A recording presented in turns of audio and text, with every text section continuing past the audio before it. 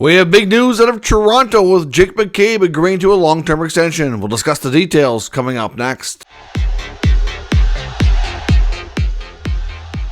So welcome back to another video here at Top Shelf Hockey. As I mentioned, we have some more significant news from the Toronto Maple Leafs this morning. The Toronto Maple Leafs and Jake McCabe have agreed to a 5-year contract extension. Of course, Jake McCabe came over from a trade a couple seasons back from the Chicago Blackhawks, previously played with Chicago and Buffalo, and has been a pretty solid member of the Leafs blue line. I must say that deal has worked out quite well for the Leafs. McCabe, of course, will be under contract for 5 additional seasons, which will take him to the end of his age 36 season. He'd be 37 if he were to sign another contract when that next one would kick in. So they essentially have their top 4 defensemen all signed well until their late 30s. Morgan Rielly at this point is signed until he's age 37.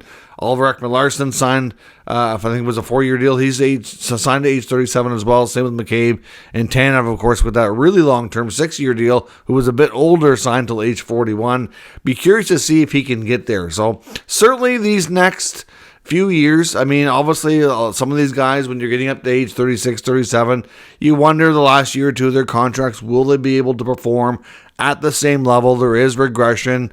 Said Father Time is undefeated, so even the best of players, obviously do slow down a bit. I think the next couple of years especially will be pivotal for Toronto and this blue line to have an opportunity to win. After that, it's probably going to get a little bit more challenging as these guys do get into the latter part of their terms. But the 5-year deal comes with an AAV of $4.51 million, which I think is extremely good. Now, there is some deferred money in there. Of course, we saw the Hurricanes and Seth Jarvis be the first player and team to kind of utilize this to their advantage to lower the cap hit to free up some more money. And also, depending on how things are structured, can be more beneficial for the player from a tax perspective and to take home more money as well. So essentially, over the 5 years, if you take 4.51 and times that by 5, you're going to get $22.5 million. But the actual value of the contract is $23.5 million, which would have put his AAV,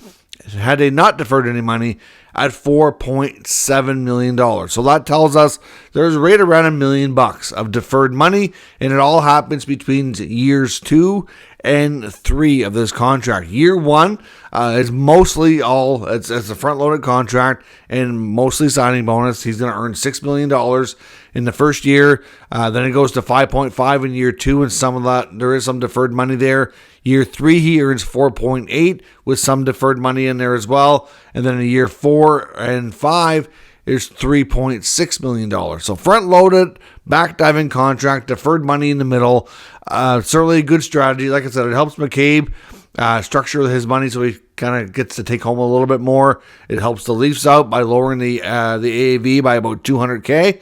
Every little bit helps. You go around the league, you go around the roster. If you can get a bunch of roster players to do this, you could end up having more money to sign, higher quality players to be your depth and your supporting cast, so to speak. We know the Leafs core have been together a long time, and it's not the Leafs core that changes year to year. It's the supporting cast because there's so much money tied up in those guys. But this is a very fair contract. Like I said, my only concern for this, like I said about Chris Tanev, is I wonder the last couple of years of the contract, will it be just as good? I mean, McCabe's been solid, $4.5 million for what he brings to them on a nightly basis right now is very, very good.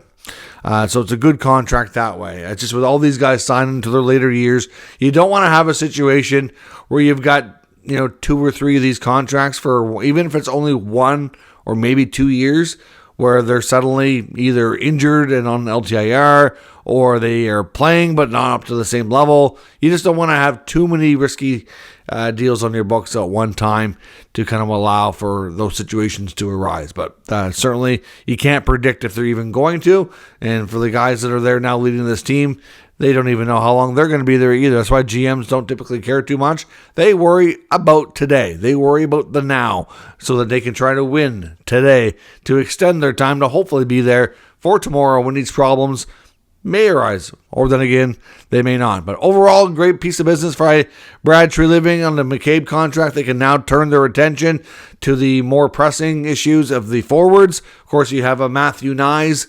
RFA extension coming, but that's not super pressing. I mean, he is restricted, so they don't have to worry too much.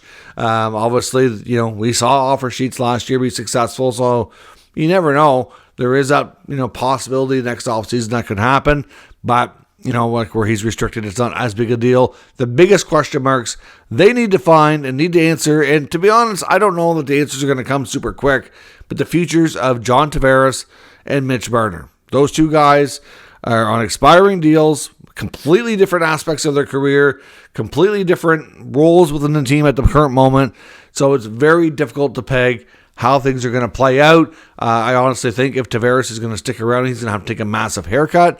And with Marner, I don't even think it's less about Marner and more about, does this team need significant change or not? And I don't think we're going to know that answer until we get to the playoffs. It's just that simple. So bigger questions ahead. Hopefully we'll get the answer sooner than later, but it could be a bit before they make decisions on the future of Marner and JT. Let me know your thoughts on all of today's news regarding the Leafs in the comments. We'll discuss further. Of course, I'll be back with another video later recapping the rest of today's news and rumors around the NHL. Thank you very much for watching, and I will catch you next time.